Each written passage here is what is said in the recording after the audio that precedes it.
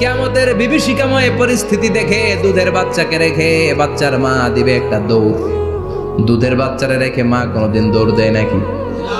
দুগ্ধপোষ্য বাচ্চা, দুধ খাওয়ায়, এই দুধের বাচ্চাটারে মা খুব যত্ন করে রাখে না? কথা বলেন। কিয়ামতের এই বিভীষিকাময় পরিস্থিতি দেখে মা দুধের বাচ্চাকে রেখে দিয়ে দিবে দৌড়। গর্ভবতী মা মুহূর্তের মধ্যে ডেলিভারি হয়ে যাবে। বিকট আল কারিয়া মাল কারিয়া যখন শুরু হয়ে যাবে, 3 মাসের 4 মাসের অপরিণত অপরিপক্ক বাচ্চা মুহূর্তের মধ্যে ডেলিভারি হয়ে যাবে। এই এলাকায় বাচ্চা ডেলিভারি হয় কয় মাসে? 8 মাস, 9 মাস কিংবা 10 মাস। কিন্তু কিয়ামতের এই বিভীষিকাময় পরিস্থিতি আর আওয়াজটা তো ভয়ঙ্কর হবে। 3 মাসের ছোট্ট ভ্রূণ, গোশতের টুকরা, আলাক, রক্তপিণ্ড আর গোশত মিশ্রিত হয়ে ছোট্ট একটা টুকরা, অপরিণত বাচ্চা, অপরিপক্ক বাচ্চা মুহূর্তের মধ্যে খালাস হয়ে যাবে। মানুষগুলো পাগলের মতো এমন ভাবে একটা দৌড় দিবে, কেউ কাউরে চিনবে না। ওই দিনটার নাম হলো আল কারিয়া। সবাই পড়েন আল মাল ওয়ামা আদরাকা মাল কারিয়া। ভয়ঙ্কর সেদিন, ভয়ঙ্কর সেই বজ্রনিনাদ, ভয়ঙ্কর সেই আওয়াজ। মানুষগুলো পাগল হয়ে যাবে, দিক বিদিক ছুটতে শুরু করবে। পৃথিবীর সব সিস্টেম ওলটপালট হয়ে যাবে। স্যাটেলাইট চ্যানেল আর চলবে না। চলবে? টেলিফোন করলে কল যাবে? আমেরিকায় আপনার বড় ভাই থাকে, ডায়াল করছেন, রিং যাবে?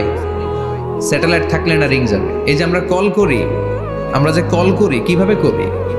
ডায়াল করলে স্যাটেলাইটে যে নক করে, তারপর আপনার কাঙ্ক্ষিত নাম্বারে যে কয়েক সেকেন্ড পরে আবার নক করে, এরপর সে রিসিভ করলে আবার স্যাটেলাইট হয়ে আপনার কাছে আসে। তো এটা সেদিন থাকবে না। স্যাটেলাইট গুলো একটার সাথে আরেকটা লেগে দুমড়ে মুচড়ে সব শেষ। বড় বড় টাওয়ার গুলো আবাসিক এলাকার উপর পড়বে, গাছপালা ভেঙে খান খান, পাহাড় গুলো তুলাধুনা হয়ে যাবে। কেউ থাকবে ওই সময় টয়লেটে, থাকবে না? কেউ থাকবে ঘুমের মধ্যে, কেউ থাকবে বাজারে, কেউ থাকবে অফিসে, কেউ থাকবে রান্নাঘরে, কেউ থাকবে রাস্তায়, কেউ থাকবে নাচানাচির মধ্যে। চিল্লায় কোন ঠিক কিনা? যে যে অবস্থায় থাকুক না কেন পাগল হয়ে যাবে, পাগল, অস্থির। ওমা হুম বিসুকারা ওয়ালাকিন আযাবাল্লাহি শাদীদ। মানুষগুলোরে মাতালের মতো দেখা যাবে, আসলে একটাও মাতাল না। আল্লাহর আযাবের ভয়ে সব অস্থির হয়ে যাবে। আল্লাহু আকবার। এজন্য আল্লাহ বললেন ইসরাফিলকে 3টা ফুৎকার দেওয়ার জন্য আমি তৈরি করেছি। প্রথম ফুৎকার যখন সে সিংহার মধ্যে হাঁকিয়ে দিবে, তখন এই অবস্থা হয়ে যাবে। এবার দ্বিতীয় সিংহায় ফুৎকার দেওয়ার জন্য আল্লাহ অর্ডার করবে। ইসরাফিল তার বিশাল হুইসেলটা নিয়ে সাথে সাথে দ্বিতীয় ফুৎকারটাও দিয়ে দিবে। দ্বিতীয় ফুৎকার দেওয়ার সাথে সাথে, এই ফুৎকারটাকে আরবিতে বলে নাফখাতুস সাঈক, সব মরে যাবে। সব কি হবে? মরবেন না আপনারা? আজীবন থাকবেন?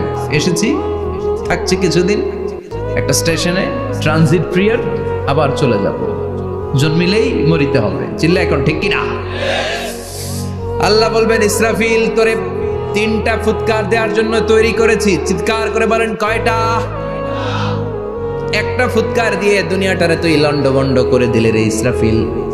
এবার দ্বিতীয় ফুৎকার দিয়ে পৃথিবীর সব মানুষগুলোর আত্মা নিয়ে নেয়ার ব্যবস্থা করে দে। মুহূর্তের মধ্যে ইসরাফিল সিংহার মাঝখানে ঠোঁট লাগিয়ে দ্বিতীয় ফুৎকারটা দিবে। দ্বিতীয় ফুৎকার দেওয়ার সাথে সাথে সব শেষ। মালাকুল মাউত পৃথিবীর সব মানুষের আত্মা সংবরণ করে নিবে। সব শেষ, মানুষ নাই, জিন নাই, দানব নাই, কেউ থাকবে না। যে ইসরাফিল ফুৎকার দিয়ে সব লন্ডভন্ড করছে ওইটাও নাই। ইসরাফিলও চলে যাবে, নাকি ইসরাফিল থাকবে? কথা কর, কেউ থাকবে না? থাকবে একজন। তিনি কে?